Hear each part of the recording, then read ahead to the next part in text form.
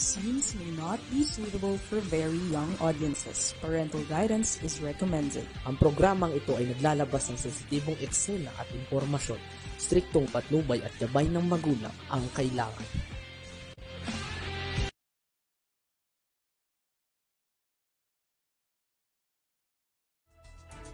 Okay, isang magandang araw. At ito naman po, Tuesday. At syempre, dito naman po tayo sa ating balitang halian. At syempre, dito po, ayan, ang ating kakalsadahan, Salva Traffic. Parang ang dami ng sasakyan sa kalsada. Sa Balintawa, konti pa lang. Mapulang Lupa, ayan, passable naman. Pero yun nga, marami na. Sa Mindanao, Toll Plaza, nagtataka ka pa ba? Ayan, medyo traffic ang pa-northbound. Sa may Kawayan, dami na, pero passable naman. Yung service road yata ang medyo traffic, no? Sa Bukawi, okay naman. At sa San Fernando, ayan.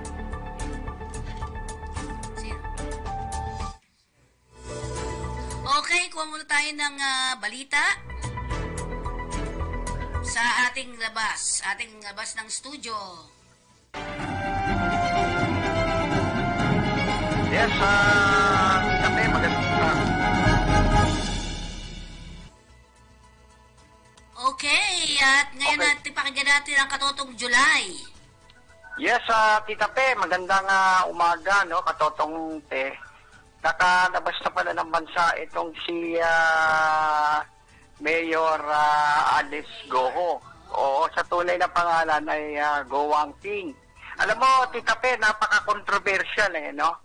Dito pa pala sa lugar ko, sa San Jose del Monte City, Bulacan, nakarating siya noong July 14 para magpanotaryo kay Atty. Elmer Galicia. Dito mismo sa lugar ko, San Jose del Monte, Bulacan. At ayon kay kay Atty. Galicia, ay ito yung nirekomenda ng isang, kasi Iglesia ni Cristo yung nagrekomenda sa kanya, kapwa niya, INC, na si Kaalan. Okay. At nagulat siya na hindi niya akalain daw na si Alice Go, no? Yung Mayor Alice Go, yung kanyang kliyente para magpanotaryo. At yun nga, at nakita daw niya ito na nakasombrero, tapos alas 10 ng gabi yan, biro mo, alas 10 ng gabi, naka-sunglass, at talagang fit na fit yung katawan, kala niya parang artista, no? Hindi niya naman daw niya nakilala at pinatulan niya, siguro may pera yan bakit hindi? Alam mo ng mga abogado, kahit mali, kahit baluktot, pinutuwid, di ba? Oo, yun, at yun nga, imunitaryo daw niya, ayon sa kanya, at wala man raw siya nahinging kabayan, pero hindi sa akin naman, hindi totoo yun, pero malaking tao yan At may pera yan, sigurado ba, sasabihin niya na wala raw siya natanggap na pera, kahit sino mang bulag pipit tingin, hindi maniniwala dyan, Tita Pe. Totoo yan. Yun, at itong masaklap na yun, ay dahil sa involvement niya rito, yung nasa siya dito, sabit siya dito, tatawagin siya, o patatawag siya, no, ng mataas na kapulungan at mababang kapulungan upang magpaliwanag kung bakit niya pinatulan ito, sapagkat alam mo naman na si Alice Go, isa ng positibo. Isa ring wanted, no, sa ating pamahalaan. Dahil sa patong-patong na kaso. So, sinabi ni Atty. Galicia na hindi natin alam dahil kasi nung kanya daw inotaryo yung kanyang papel ay wala ang sariling address. Pero imposibleng hindi niya alam ang pangalan dahil nakalagay niya sa kanyang ID, mga at yung nga, biro mo, first time in the history, Tita Pe, nakarating dito sa lugar namin. Ito si Alice Goho na mayor ng Bamban, no? At sa ngayon, umiikot lang pala ito ng Indonesia, Tita Pe. Indonesia, Malaysia, Singapore, at hindi natin alam kung Thailand, no? Naghahanap na rin sa lugar na mayroong political asylum para malibre tulad ni Tevez. Oo nga. At ito yung attorney nito, si Attorney David, ay nagtatampo nga kung bakit hindi man lang daw nagpaalam sa kanya. Totoo kaya yun? Hindi natin alam kung kwento kutsero. Alam mo naman lahat naman yan hindi pinaniniwalaan ng mga kababayan natin dahil kasi pera to pera to, malaking pera to. Sabi nga money talk, di ba? Pinag-usapan dito pera. Okay. At gagamitin ito yung kung miyembro ka ng kape, kapangyarihan at pera, no, Tita Pe. Kaya yun nga, ngayon inamin ng Bureau of Immigration na hindi raw dumaan sa kanila yung mga dokumento nito at gumamit daw na kung ano-anong ginamit sa sasakyan. Patatawag din ng Senado yung immigration, no? Na bakit nakalabas ito, na wala man sila, kahit na yung mga miyembro ng ka-app, yung sa ng mga aeroplano. Oo, lahat Wala yan. alam. Oo, na bakit hindi man na dumaan sa airlines, sa authorities to, mga to. Na bigla na lang nakarating dyan sa alam mo naman na, Tita Pe, may pera yan Pero kung Siyempre. pulubi yung huhulihin, magsasaka pulubi, titinda sigarilyo, mabilis lang mahuli yan. Siyempre wala naman tayong pera pagtataguan natin. Di ba? Oo. Oo. Then mahirap, Pero ito, yung katulad nila Bantag, nila Kibuloy. May pera yan. Siyempre, may mga pera to Kaya ganun, batas natin para sa may pera, hindi para sa mahirap. So yun, Okay. talagang patatawag nga ito si Atty. Galicia. Alam mo to, Atty. Galicia pala, kung pagbibigyan mo pa ako mag-report dito. Ito yung yung na-involved sa kaso ng pandemic noon dyan sa San Jose del Monte, Bulacan, na tinanggal nga ng Mayor Arthur Robes at ni Rita Robes, na marami siyang parang, hindi ko alam kung parang tinablan niya yung mga yung mga humihingi na iyuda sa kanyang tanggapan. Nadyari yun na to At balita ko, tiwalag na rin to sa Iglesia ni Cristo. Ito si Atty. Elmer Galicia.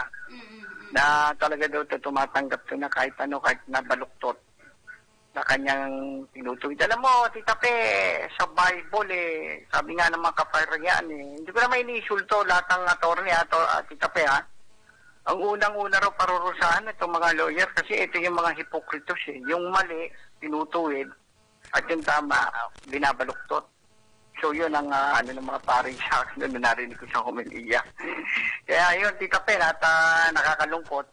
Biro mo hindi alam ng tao na si Alice ko pala mamamasyal dito sa amin para magpanotaryo. July 14 na pala. Adi sumikat na ngayon yung lugar mo. Ha? Sumikat na yung lugar mo. Sumikat sa kalokohan, Tita Pe. Oo nga. At least, Pero okay lang. At yun nga, nakaalis na nga ito, pero patatawag nga si Atty. Galicia upang magpaliwanag. Kasi part sa paano yan Tita Pe, pa-harboring criminals parang hinarbor mo na yung criminals niyan para makalabas na ibang bansa para kumita ka na. So, at samantala, Tita Pe, ay magkakaroon ng dengue fever outbreak dito sa lugar ko, sa Barangay Gracefield, dahil ang dami niya yung lamok daming lamok lalo tag-ulan, di ba? Oo. At ang daming mga dahon. Sabi kanina ng Pangulo na si Pagya ng Homeowner Association na ito'y sa tulong ng Department of Health ng pamahalang Luzon de San Jose del Monte City, Bulacan at ng barangay para malinis naman ang aming kapaligiran dahil nga ang dengue, alam mo naman yan. Alam mo, anak ko na biktima na yan So, para mapatay yung mga lamok na bumibiktima sa ating mga kababayan. Alam mo naman, pag ikaw ay na-dengue, karamihan yan, ang punta mo niya, kabatayan, pag hindi naagapan, di ba? Okay. So, maganda. Yun na, Tita Pe, aking mga update para sa programa mong Kakampi Online. July Fudo, reporting. Yun, okay. At baka pwede na pumasok si June. Si June ay sa kabila naman yon sa Maynila, di ba? Mamaya po, antabayanan nyo kasi papasok na po mamaya-maya yung ating kalinga sa OFWs. Pero sa ulo ng ating mga balita, ito po 2 barko ng PCG pinangga ng CCG sa Escudasyon. Alicia Goo nakalabas na ng bansa. Ito po yung pinag-uusapan namin kanina. Marikina Exec kinasuhan sa 130 million pesos PhilHealth Fund.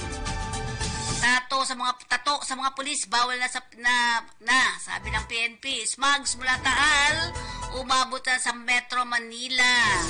Sandro Mulak at NBI naghain ng reklamo versus dalawang independent contractors ng GMA. Ilang LGU nagsuspindi ng klase dahil sa smog ng Taal Volcano. Lalaki na gulungan ng bus sa EDSA Carousel, patay. Antabayanan po ninyo ang ating mga balita niyan after ng ating kalinga sa OFW. Wala si June? Magpaalala muna tayo sa ating himpilan. Yung PIDOS. May mga habilin po sa atin ang PIDOS, ang Pre-Departure Orientation Seminar. Hello kabayan! Ako po si Mafe. Mag-a-abroad ka ba? Handa ka na ba? Ito ang mga bilin sa inyo ni PIDOS. Isa-isip ang gusto mong makamit sa iyong pagtatrabaho sa ibang bansa. Ito rin ang susi ng iyong tagumpay. Ihanda ang sarili kabayan sa trabaho nga harapin sa labas ng bansa. Tandaan mo kabayan, ang iyong responsibilidad at karapatan. Ito ang gabay mo sa paggampan sa iyong tungkulin.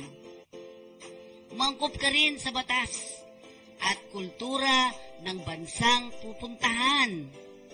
Ito ang iyong magiging pansamantalang tirahan. Pangalagaan mo rin ang kalusugan. Kailangan ang malusog na pangangatawan sa trabahong gagampanan. Buksan mo ang isipan sa bagong kaalaman at kasanayan. Ito ay hagdan sa muling tagumpay. Kabayan, makipag-ugnayan sa pamilyang naiwan. Panatilihing buo ang pamilya kahit malayo ka. Mag-ipon dahil ang katuparan ng iyong mga pangarap ay nakasalalay dito. Maghanda at magplano para sa iyong pagbabalik kabayan ha. May mga ahensya naman ng pamahalaan na makatutulong sa oras ng pangangailangan.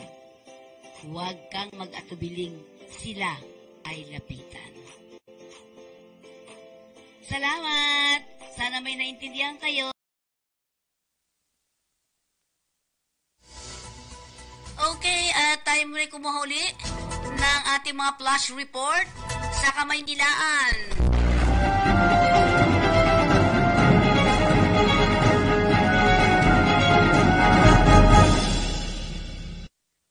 Yes, 2 million cash incentives personal na ibinigay ni Mayor Hani Lacuna kay Paris Olympic 2 times gold medalist Carlos Yulo kahapon.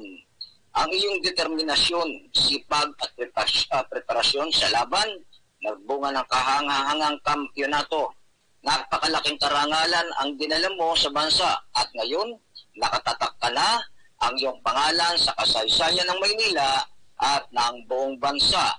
Itong naging pag-welcome ni Mayor Hani Lacuna sa Paris 2-time gold medalist at Manila resident Carlos Yulo matapos itong bumisita sa Manila City Hall kung saan nakatanggap ito ng hero's welcome mula sa mga city officials at employees sa pangunguna ni Mayor Lacuna at Vice Mayor Yul Serbo.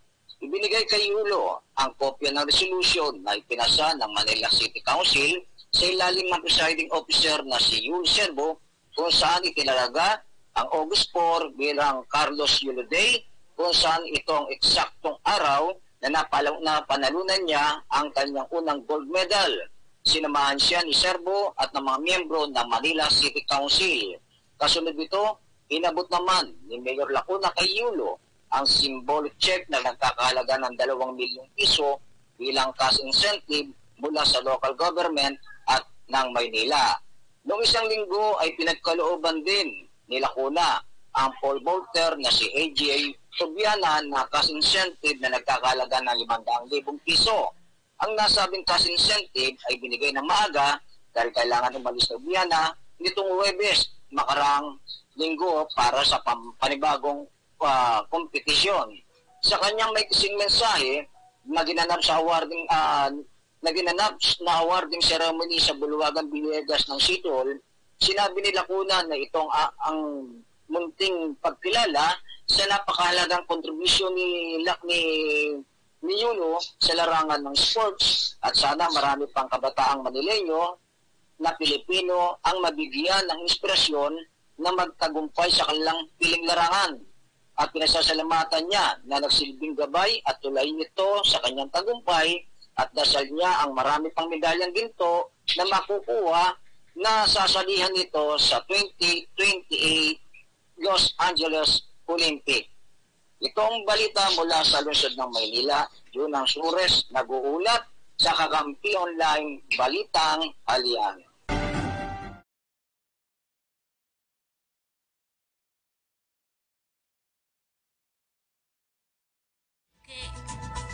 Okay, at tabayanan po ninyo ang kabuuan ng ating balita dito sa ating Kampi Online. At tabay lang po kayo after the Kalinga sa OFW.